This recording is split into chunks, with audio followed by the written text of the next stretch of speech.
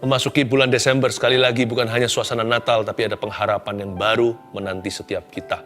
Sebentar saya bagikan suatu firman yang relevan dalam kehidupan Anda, yang akan berbicara menjadi rema. Tapi sebelumnya ada kabar-kabar baik yang saya mau sampaikan pengumuman berikut ini. Dalam minggu ini, tepatnya 4 Desember, hari Jumat akan diluncurkan album dari gereja yang saya gembalakan, yang akan mengangkat topik Happy, GMS Life. Kali ini judulnya adalah Bahagia, Happy. Kenapa di masa pandemi? Justru di masa-masa seperti ini kita harus bergirang karena Tuhan. Ya, di platform-platform yang ada, yang di depan Anda lihat di screen itu, di situ nantikanlah. Lalu berikutnya itu tanggal 4 kan, tanggal 5 Desembernya keesokan harinya, jangan ketinggalan ini. Yang punya anak terutama, akan diadakan Christmas Natal Eagle Kids dari gereja kami mempresentasikan kepada keluarga Anda. Kali ini ada drama judulnya Kisah Kota Kusam. Saya akan berkhotbah secara pribadi kepada anak-anak kecil. Suatu firman yang akan memanggil mereka untuk sungguh-sungguh dengan Tuhan, untuk menerima Tuhan sejak masa muda, untuk bertobat dari dosa-dosanya, dan untuk mengalami kuasa Roh Kudus. Ya, nantikanlah premiernya nanti di jam 1 waktu Indonesia bagian Barat di YouTube GMS Church, di GMS Church streaming ini ya. Sekarang kita ambil Alkitab, mari kita sama-sama buka firman Tuhan di Lukas pasal yang pertama. Saya dapat satu rema, saya jadikan topik pembicaraan kita di saat teduh sekarang. Mujizat di bulan Natal. Bukan hanya yang dialami oleh Maria, tapi yang akan dialami oleh kita. Sebab Yesus dahulu, sekarang selamanya tetap sama. Dia nggak pernah berubah. Jadi ada mujizat menantimu. Saya jadi ingat nubuatan dulu. Sebelum Desember, dimulai dari Oktober, bahkan September, saya sudah merasakan nanti ini di akhir tahun akan ada suatu bonus dari Tuhan. Tapi mari kita siapkan hati kita untuk kita dilengkapi dengan firman Allah. Agar kita itu berada di lokasi yang strategis untuk menerima rahmat Allah. Di bulan penuh rahmat dan malaikat ini, mari kita baca apa yang terjadi dengan Maria ketika malaikat Gabriel datang kepadanya. Lukas 1 ayat yang ke-26. Kita mulai pemberitahuan tentang kelahiran Yesus yang akan kita baca. Dalam bulan yang ke-6, Allah menyuruh malaikat Gabriel pergi ke sebuah kota di Galilea bernama Nazaret. Kepada seorang perawan yang bertunangan dengan seorang bernama Yusuf dari keluarga Daud, nama perawan itu Maria. Saya jelaskan dulu di ayat 26, kejadian itu dalam bulan yang ke-6, ini bukan bulan Juni maksudnya, tapi dalam bulan ke-6, kehamilan Elizabeth mengandung Yohanes Pembaptis. Kalau Anda lihat dari ayat sebelumnya, nggak usah dibuka, setelah Elizabeth itu mengandung, dia menyembunyikan diri, tidak menampilkan diri, tidak menampakkan dirinya di tempat publik, selama 5 bulan banyak berdoa. Nah, pada bulan yang ke-6, Allah menyuruh malaikat Gabriel pergi ke seorang perawan, yaitu Maria. Jadi bulan ke-6 di sini adalah bulan ke-6 kehamilan Elizabeth. Itu yang disebut dengan Kairos Allah. Kairos itu artinya waktu ilahi. Bisa tepat waktu. Jadi sepupu Tuhan Yesus namanya Yohanes Pembaptis, itu 6 bulan lebih tua. Ya, kakak sepupunya, setengah tahun older. Nah, waktu bulan ke-6 itu Allah menyuruh malaikat Gabriel ke sana. Itulah waktu yang ditentukan oleh Tuhan. Itu nggak bisa diatur oleh orang. Saya percaya yang namanya waktu itu berjalan sama. Perbedaan paling wilayah Indonesia Barat, Tengah, Timur, atau benua lain. Tapi sebenarnya kita semua berjalan di waktu yang bersamaan. Tik-tok setiap detik, setiap menit, lalu jam. Lalu lewatlah hari. AM/PM-nya. Dalam waktu itu Tuhan bekerja. Dalam perputaran waktu, Allah punya rencana dalam kehidupan manusia. Setiap orang akan memperoleh kairos atau waktu ilahinya ketika Allah melawat dia. Mungkinkah malam hari ini, atau Anda yang nggak menyaksikan saat dunia live, mungkinkah sekarang, tadinya Anda nggak live, sekarang Anda nyalakan ini, Anda dilawat Tuhan. Setiap orang punya kairos atau waktu ilahi yang Tuhan tentukan agar dia berjumpa dengan juru selamatnya.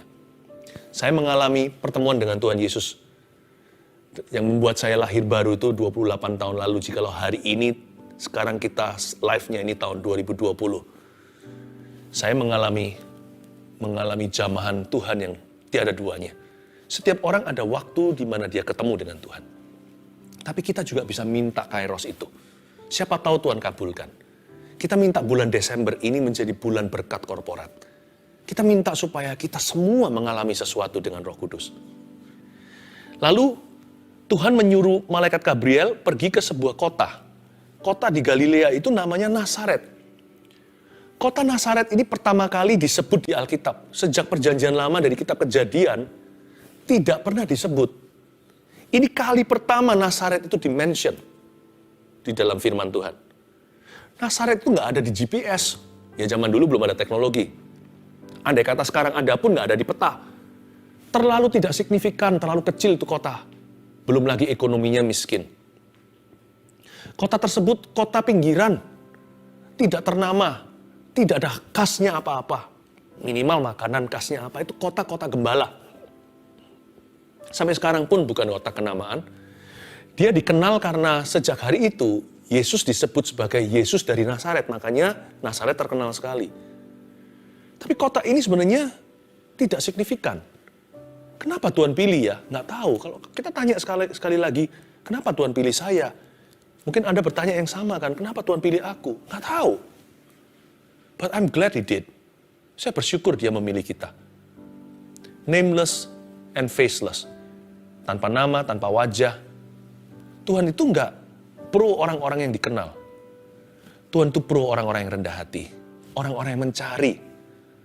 Orang yang mencari wajahnya, pasti menemukannya. Orang Majus dari timur aja cari bintang kok, ketemu Tuhan.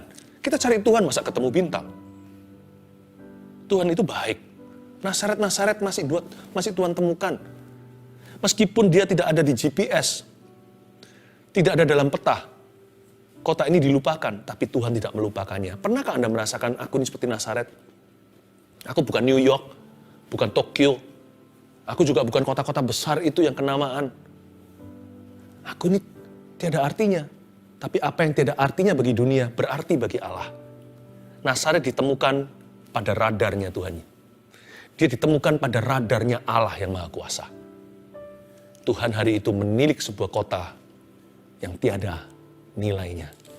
Dan Tuhan memilih tempat itu untuk menjadi kota Gabriel pergi dan menemukan Maria. Dan Yesus pun nanti dibesarkan di situ. I don't want you, di bulan Desember ini, Tuhan tidak menginginkan seorang pun merasa dia tidak berharga. Jesus loves you, you see. Izinkan saya ngomong ini, tangkap dengan hati ya, gak semua bisa diajarkan.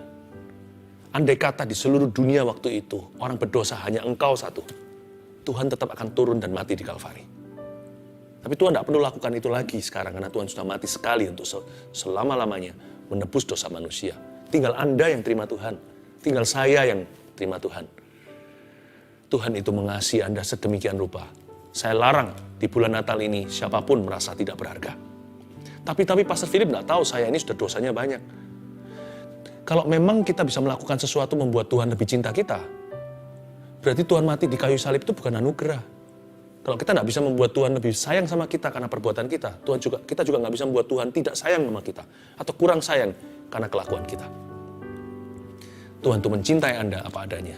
Ya, sekalipun Anda merasa tidak layak, Tuhan mengasihi Anda. Jadi saya ingin Anda dan saya untuk sama-sama set on the right foot dulu. Bangun tidur itu, kita itu berdiri di kaki yang benar. Kita mulai saat teduh ini dengan satu hal dulu, bukan mujizat, tapi kasih. Dimulai dengan ini, Jesus loves me, this I know for the Bible tells me so. Yesus cinta padaku, aku tahu karena Alkitab mengatakannya. Semua mujizat Tuhan, berikutnya bonus apapun, beranjak dari situ karena kasih tidak berkesudahan dan kasih tidak pernah gagal. Ya, kuasa Tuhan pun bertumbuh pada kasihnya. Karena besar kasih Allah kepada dunia. Bukan karena kuasanya, karena kasihnya besar. Dia mengutus anaknya yang tunggal, supaya barang siapa percaya padanya, tidak binasa, melainkan beroleh hidup yang kekal. Lalu kuasa pengampunan dosa tiba. Lalu memindahkan nama kita dari maut kepada kitab kehidupan, memindahkan jiwa kita dari neraka seharusnya kepada sorganya yang kekal. Kuasa Tuhan pun bertumbuh pada kasih-Nya yang tak berkesudahan. I want you to know that Jesus loves you. This is your first step to believing. Langkah pertama untuk percaya bagi mujizatmu. Ayat yang ke-27. Kepada seorang perawan yang bertunangan dengan seorang bernama Yusuf dari keluarga Daud. Nama perawan itu Maria. Nah, berhenti di sana ayat 27. Saya mau jelaskan, bagi Maria ini kabar baik, tapi juga bisa jadi kabar buruk. Sebenarnya kondisi hidupnya tidak siap untuk menerima mujizat tersebut. Karena dia seorang perawan. Andai kata dia sudah menikah gitu kan mendingan. Ya kan? Siapa bisa cek tahu ini benihnya benih apa? Kan dia sudah bersuami. Tapi kalau dia perawan, tidak pernah bersetubuh dengan laki-laki, tiba-tiba dia hamil. Itu mujizat beneran, tapi resikonya besar. Kenapa? Karena Maria ini seorang perawan. Berarti dia tidak pernah bersuami. Dia bertunangan dengan seorang bernama Yusuf. Maria dan Yusuf sudah bertunangan. Di dalam budaya orang Yahudi, ada 3 fase. Fase pertama itu disebut lamaran, semacam itu ya. Di mana ayah dan ayah ketemu menjodohkan. Jadi ini keluarga belum ketemuan. Karena zaman dulu memang matchmakingnya itu ortu. Zaman sekarang kan individu. Lalu setelah itu masuk ke fase berikutnya, di mana Maria dan Yusuf sudah lakukan ini, yaitu bertunangan. Tunangan ini seperti catatan sipil di Indonesia. Sudah sah. Bahkan di pemerintah dan masyarakat, itu seluruh keluarga hadir. Jadi betul-betul seperti pemberkatan nikah. Seperti holy matrimony. Baru setelah itu, 1 tahun kemudian, pernikahan dilangsungkan. Dan perkawinan ini hanyalah sekedar resepsi. Jadi sebenarnya di ayat 27, kalau mereka break up, kalau mereka putus hubungan, itu sudah disebut perceraian. Itulah sebabnya Maria deg-degan waktu menerima kabar beginian. Dia tahu bahwa Yusuf pasti tidak akan menerima dia. Yusuf curiga, siapa akan percaya? Yang begini nggak pernah terjadi dari sejak Adam dan Hawa. Dia menerima sebuah mujizat yang terlalu besar bagi hidupnya. Maria masih umur belasan, seorang perawan, tidak pengalaman, bertunangan lagi. Gimana ini? Kadang-kadang algoritmanya tidak bisa ketemu, rumusnya nggak ada. Mujizat ketika tiba itu rasanya nggak pas. Kalau Tuhan harus pas sama kita, bukan namanya Tuhan. Kalau Tuhan melakukan sesuatu, kita yang menyesuaikan, bukan Tuhan yang menyesuaikan dengan kehidupan kita. Dan kalau Tuhan yang melakukannya, Tuhan selalu bertanggung jawab. Tuhan akan menyertai kita sampai tuntas. Gak pernah Tuhan suruh kita melakukan sesuatu, lalu Tuhan tinggalkan kita atau cuci tangan. Maria untungnya tidak hanya bersandar pada logika, dia punya iman. Makanya kalau ikut Tuhan hanya logika doang, atau akal budi saja, tidak akan setengah jalan. Nggak akan nyampe sampai segitu saja nggak akan tiba. Nggak akan bisa langgeng sama Tuhan. Karena Tuhan itu besar. Dia lebih besar daripada pikiran kita.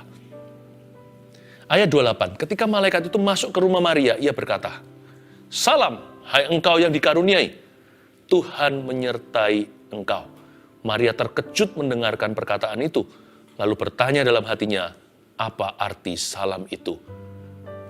Ayat 28, malaikat itu masuk dan berkata, "Shalom, damai sejahtera. Hai engkau yang dikaruniai, Tuhan menyertai engkau."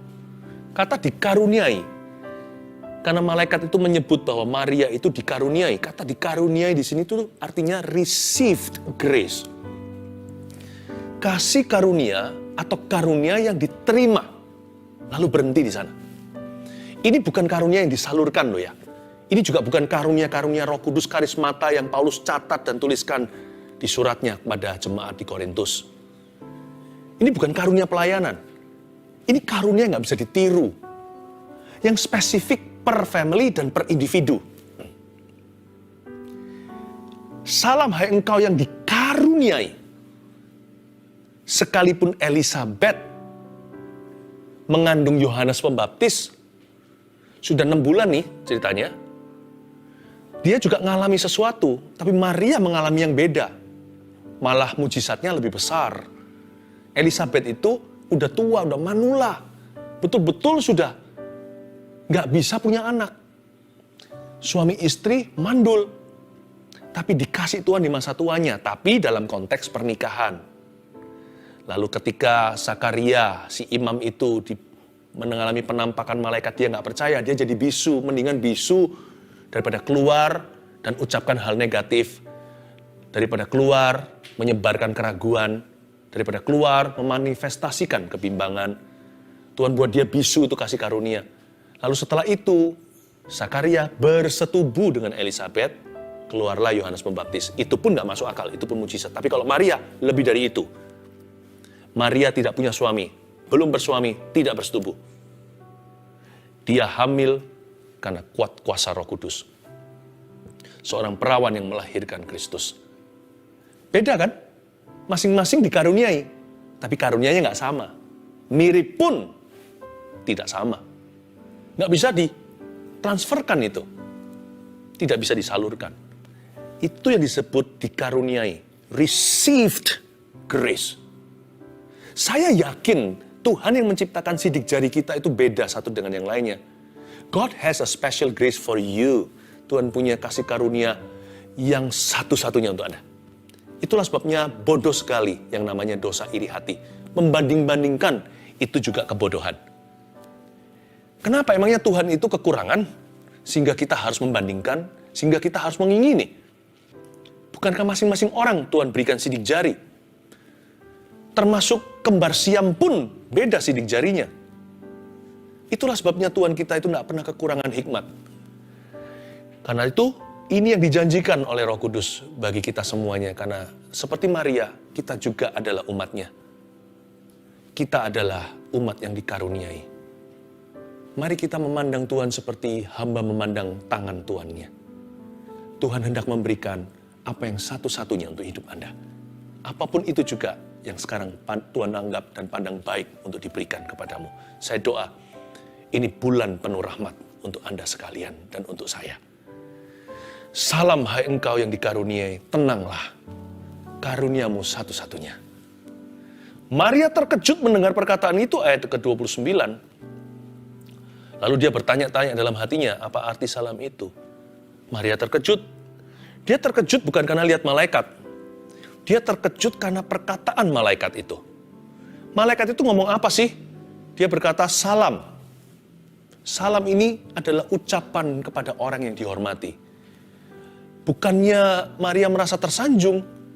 Alkitab mengatakan dalam bahasa Inggrisnya, Maria terkejut itu artinya Mary was troubled. Dia rasa gak nyaman. Disapa dengan sapaan yang begitu terhormat. Shalom dari malaikat. Dan malaikat berkata apa sama dia? Hai engkau yang dikaruniai. You're about to receive your miracle. Kamu akan terima mujizatmu satu-satunya. Gak ada mujizat seperti ini lagi atau sebelumnya. Maria tidak merasa nyaman. Maria terkejut mendengar perkataan demikian. Kata terkejut di sana artinya troubled atau humbled. Maria merasa gak layak terima itu. Dari sini saya bisa menemukan karakter seorang Maria. She was humble. Tidak ada dalam urat nadi dan darahnya, tidak ada dalam sel-sel tubuhnya perasaan layak, apalagi menuntut Tuhan untuk sesuatu.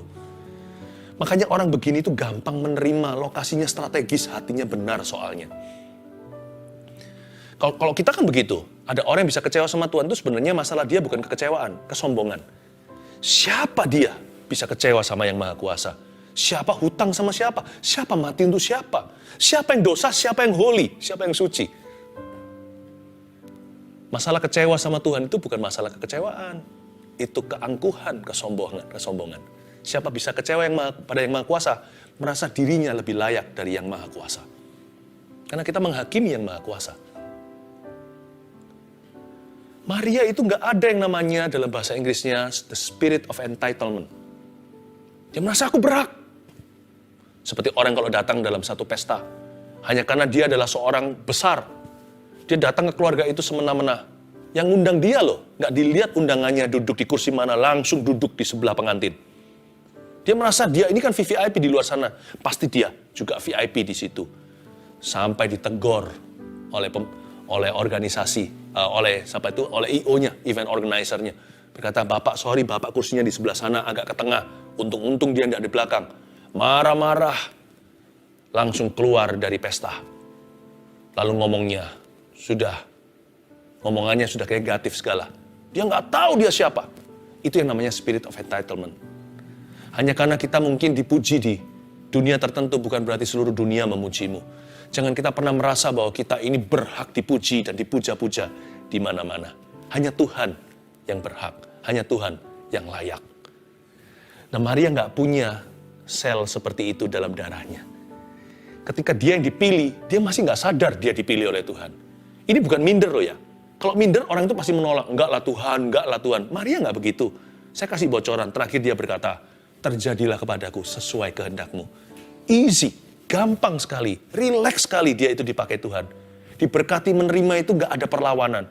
Dia nggak cari itu sih, tapi kalau datang dia juga nggak sok suci dan berkata, aku nggak butuh berkatmu. Dia nggak begitu. Orang ini healthy self-image-nya. Jadi siapa jadi ayah ibunya dulu itu berhasil membesarkan Maria. Orang ini sangat sehat gambar diri. Tapi tidak ada perasaan angkuh sombong sama sekali, yang ada hanya humility atau kerendahan hati.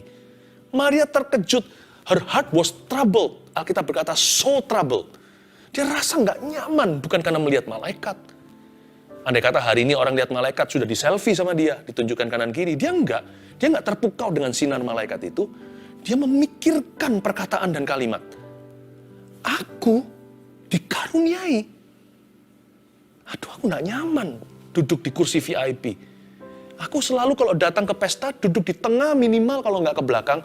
Nanti event organizer-nya yang panggil aku, Maria, kesini, tempatmu di VIP.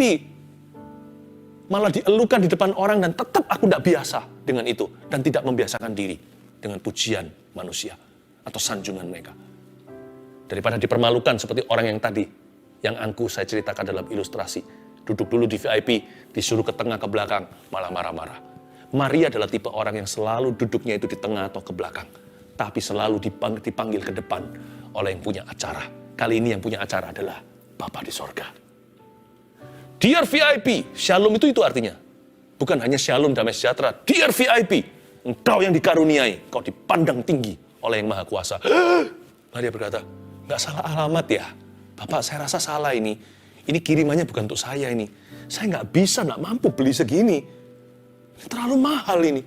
Mungkin tetangga. Bukan, Bu, memang untuk Anda. Oh, enak ya. Kalau orang punya hati kayak gitu tuh, diberkati nggak kerasa. Orang yang seperti itu, yang hendak menuntut, malah disayang oleh yang Maha Kuasa. Mau nggak punya hati seperti itu di bulan Desember ini? Ayat 30, kata malaikat itu kepadanya, jangan takut. Harus dikalemkan. Hai Maria, sebab engkau beroleh kasih karunia di hadapan Allah. Itu maksudnya, engkau dimuliakan. Sesungguhnya engkau akan mengandung dan akan melahirkan seorang anak laki-laki.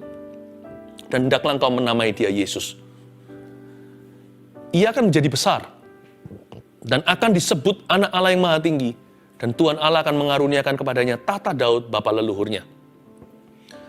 Dan ia akan menjadi raja atas kaum keturunan Yakub sampai selama-lamanya, dan kerajaannya tidak akan berkesudahan. Patut dicatat sedikit arti tambahan, tidak harus berkenaan dengan topik ini, tapi kalau selalu tentang Yesus, kita harus punya pemahaman yang benar. Ayat 32 dikatakan, ia akan menjadi besar, Yesus ini. Gak ada seorang pribadi insan yang pernah mempengaruhi seluruh bumi atau dunia seperti Yesus Kristus. Memang dialah terbesar. Dan akan disebut anak Allah yang Maha Tinggi. Alkitab tidak mengatakan ia akan menjadi besar dan akan menjadi anak Allah yang Maha Tinggi. No. Tapi akan disebut. Berarti dia sudah. Dia diberi nama Yesus, bukan berarti dia baru ada. Dia sudah ada sebelum Abraham ada. Yesus itu sekalipun lahir dari perawan, tapi dia bukanlah ciptaan. Yesus itu adalah pencipta, pada mulanya adalah firman. Firman itu bersama dengan Allah, Yohanes pasal pertama. Dan firman itu adalah Allah. Orang Yahudi paling mengerti. Ketika seseorang menyebut dirinya anak Allah, Nggak ada yang berani sepanjang sejarah mereka. Dalam histori religi mereka juga nggak pernah tercatat demikian. Siapapun sebut dirinya anak Allah. Kita sih nggak terlalu ngerti hal-hal begini. Orang Yahudi paling paham itu. Siapa menyebut dirinya the Son of God has claimed himself to be God himself. Siapa yang menyebut dirinya anak Allah, menyamakan dirinya dengan Allah. Itu yang jadi gunjang-ganjing hari-hari ini. Yesus hanyalah nabi. Yesus itu hanyalah tokoh agamawi. No. Jesus is the Son of God. He is God. Yesus adalah anak Allah. Dialah Allah yang hidup. Makanya dia mau dirajam kan, waktu dia berkata, sebelum Abraham ada, I am, aku ada. Anak Allah yang hidup.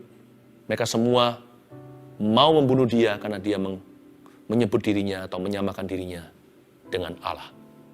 Maksud saya ngomong begini adalah, ketika Anda berdoa atau didoakan dalam nama Yesus, please understand, you're not being prayed for in the name of a man. Waktu Anda didoakan oleh seseorang dalam nama Yesus, nggak peduli siapa yang mendoakan, tahukah Anda, doa itu sendiri valid, sekalipun yang mendoakan mungkin asal-asalan. Karena Anda tidak didoakan atas nama seorang manusia. Ketika Anda berdoa di dalam nama Yesus atau didoakan di dalam nama Yesus, Anda sedang berdoa atau didoakan di dalam nama Allah itu sendiri. Apalagi kalau sesuai firman-Nya, siapa bisa melawan? Ayat 34, sorry. Kata Maria kepada malaikat itu, bagaimana hal itu mungkin terjadi karena aku belum bersuami? Jawab malaikat itu kepadanya, Roh Kudus akan turun atasmu dan kuasa Allah yang Maha Tinggi akan menaungi engkau. Sebab itu anak yang akan kau lahirkan itu akan disebut kudus, anak Allah. Ayat 34, Maria responnya begini. Hati-hati untuk mengartikan bahwa dia tidak percaya. Maria berkata kepada malaikat itu sejujur-jujurnya, bagaimana mungkin terjadi karena aku belum bersuami? Menunjukkan, membuktikan bahwa Maria sangat sehat logika. Dia pakai logikanya juga, dia nggak hanya pakai feeling doang. Atau iman-iman buta, tidak, dia pakai akal budinya. Tapi dia tidak izinkan yang namanya unbelief atau ketidakpercayaan, atau skepticism, atau keraguan merenggut hati dan imannya. Bukannya begitu, malahan Maria itu mengutarakan bukan protes, tapi sebuah pertanyaan sebuah pertanyaan yang legitimate, sebuah pertanyaan yang jujur kepada malaikat itu. Bagaimana bisa terjadi aku belum bersuami? Gimana itu bisa terjadi tanpa persetubuhan? Dan Maria menunjukkan bahwa imannya, sekalipun logikanya berjalan, iman dia itu dipenuhi dengan wonderful feeling. It's a wonderful faith, atau iman yang dipenuhi dengan ketakjuban, bukan keraguan. Ketika dia berkata, wow, bagaimana bisa terjadi? Aku tidak bersuami. Bukan, masa bisa terjadi wong aku bukan bersuami. Lain loh ya tonasinya. Yang satu tadi itu keraguan, kebimbangan, atau lebih protes kepada Tuhan. Mana bisa, buktikan kalau engkau Allah. Itu mencobai Tuhan. Tapi Maria tonasinya begini, wow, Lord, bagaimana bisa terjadi kondisiku begini? Oh Tuhan, aku percaya meskipun aku tidak mengerti. Itu dia. Wonder-filled faith. Iman yang penuhi dengan ketakjuban. How great thou art. Betapa besarnya engkau Tuhan. Lebih besar dari pikiranku dan pengalamanku. Jawab malaikat itu kepadanya, Roh Kudus akan turun atasmu dan kuasa Allah yang Maha Tinggi akan menaungi engkau. Sebab itu anak yang kau lahirkan itu akan disebut kudus, anak Allah. Roh Kudus akan turun. Itulah cikal bakal segala mujizat. Roh Kudus turun. Saya yakin malam hari ini atau kapan Anda menyaksikan ini, Roh Kudus akan turun ke dalam hidupmu. Katakan amin. Yes. Itu cikal bakalnya. Penciptaan juga sama kan? Roh Kudus melayang-layang di atas bumi yang belum berbentuk, gelap gulita, lalu berfirmanlah. Lalu ada firman, jadilah terang, terang jadi. Dan segala sesuatu pun diciptakan. Ketika Roh Kudus turun Pentakosta, gereja dilahirkan. Setelah itu Injil diberitakan. Saya yakin Roh Kudus akan turun. Lalu, bukan hanya itu, kuasa Allah yang Maha Tinggi akan menaungi engkau. Kata kuasa Allah yang Maha Tinggi menaungi engkau itu adalah Shekinah, atau kemuliaan Allah di perjanjian lama, seperti tiang awan, tiang api, atau asap yang memenuhi bait suci, sehingga imam-imam gak bisa berdiri ketika Salomo mentahbiskan bait Allah itu akan turun menaungimu. Kalau Allah bekerja, saya kasih 3 poin sederhana. Inilah intisari mujizat di bulan penuh rahmat. Satu, apa yang dilakukan Allah tidak perlu dibantu manusia. Ketika Shekinah glory melingkupimu, something happens to you. Udah itu aja. Sebab mujizat Tuhan itu nggak ada teori atau rumusnya. Dan kalau Allah yang melakukannya, manusia tidak perlu membantu. Tugas kita simple saham kosongnya. Hanya percaya, only believe. And you will see my glory, kata Tuhan Yesus. Tapi percaya saja itu nggak gampang loh. Melawan arus seluruh dunia, karena kita tinggal di dunia yang anti-Kristus. Bahkan di kalangan orang-orang yang mengaku dirinya Kristen pun tidak sedikit yang kedagingan. Karena itu jangan pernah remehkan, masa cuma percaya pastor? Hanya begitu saja. Jangan hanya bilang begitu saja. Karena percaya itu tidak mudah. Tapi tugas kita hanya percaya. Sebab Allah tidak perlu bantuan Anda. Maria waktu itu berkata, bagaimana mungkin terjadi? Butuhkah dibantu seorang suami? Malaikat berkata, Roh Kudus akan turun. Dan Shekinah glory akan melingkupimu, termasuk rahimmu. Something will happen to you. Saya percaya malam hari ini, atau kapanpun Anda menyaksikan, something will happen to you. Sesuatu akan terjadi padamu. Yang berikutnya, poin kedua. Dan sesungguhnya Elisabet sanakmu itu, ia pun sedang mengandung seorang anak laki-laki pada hari tuanya. Dan inilah bulan yang ke-6 bagi dia yang disebut mandul itu. Ternyata, sanaknya Maria namanya Elisabet juga sedang mengandung seorang anak laki-laki yang saya sebut tadi, Yohanes Pembaptis namanya. Dan ini bulan ke-6 bagi dia. Aha, poin kedua. Apa yang diembankan Allah, kita tidak sendiri kita menanggungnya.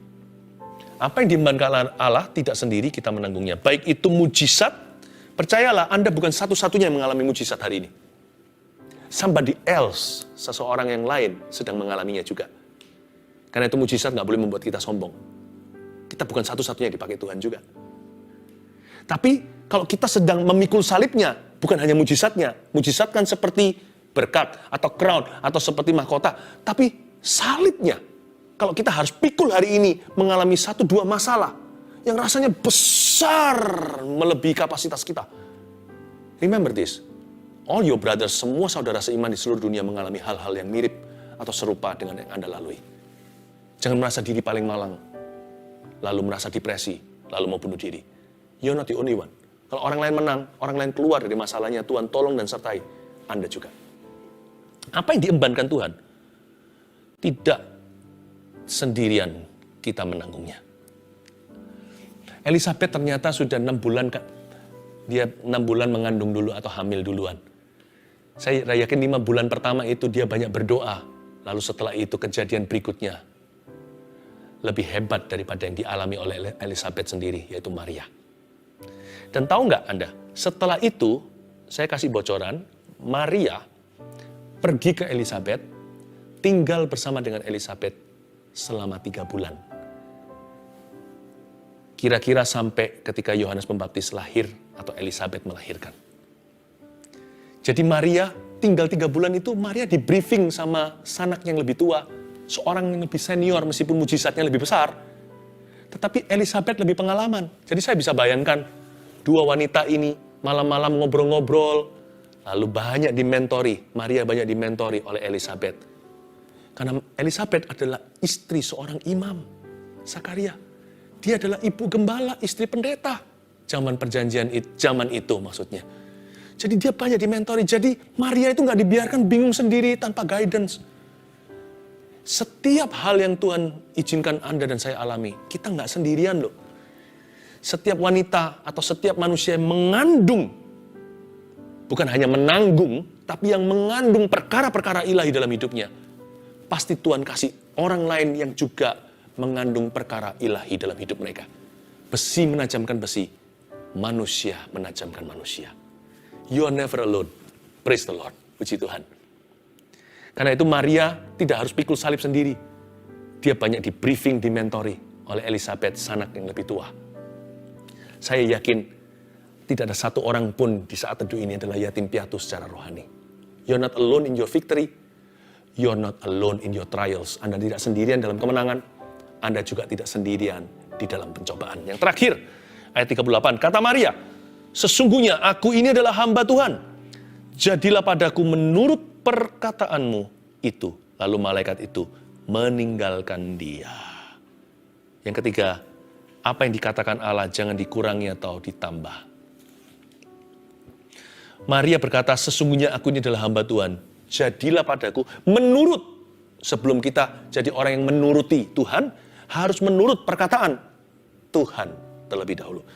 Jadilah padaku menurut perkataanmu itu, lalu malaikat itu meninggalkan dia. Pentingnya pengakuan iman yang pas ketika Anda mengalami sesuatu yang Anda belum mengerti sepenuhnya. Maria nggak tahu ini plus minusnya di mana, pro kontra. Dia nggak tahu nanti reaksi Yusuf mau meninggalkan dia, untung ada malaikat bekerja. Masuk ke mimpinya beritahu, jangan, itu dari Roh Kudus. Dia juga nggak tahu nanti suatu hari Yesus akan ketinggalan di bait suci umur 12 tahun. Dia juga nggak mengerti nanti waktu Yesus umur 33,5 tahun akan disalib dengan begitu kejam dan kejinya. Persis di depan mata mama. Dia nggak ngerti semuanya ini. Tapi dia hanya berkata, Tuhan, aku terima sesuai perkataanmu. Jangan dikurangi please. Jangan ditambah. Pewahyuan itu akan membuatmu mengerti step by step, heart to heart. Tapi yang pasti, pengakuan iman kita ketika kita mengalami mujizatnya atau kita mengalami tantangan apapun juga, pastikan kita itu menaruh dalam kata-kata yang tepat ketika kita berdoa di hadapan Tuhan. Contohnya kalau kita nggak mengerti apa yang kita alami, kita bisa berkata, sekalipun aku tidak memahami, tapi aku tahu rencanamu indah bagiku. Bukankah dikatakan begitu? Rancangan Tuhan lebih tinggi. Dan Tuhan punya rancangan damai sejahtera. When you don't understand a thing, always say the right thing. Waktu kita belum mengerti apa-apa, selalu ucapkan apa yang benar, yang Anda sudah mengerti lebih dulu dari firman Allah. Pengakuan imanmu akan menentukan penyertaan Tuhanmu. Pengakuan iman Anda akan menentukan mujizat Anda. 1, 2, 3, apa yang dilakukan Allah tidak perlu dibantu manusia. Apa yang diembankan Allah, tidak sendirian kita menanggungnya. Apa yang dikatakan Allah, jangan dikurangi atau ditambah. Let's sing. Ku yakin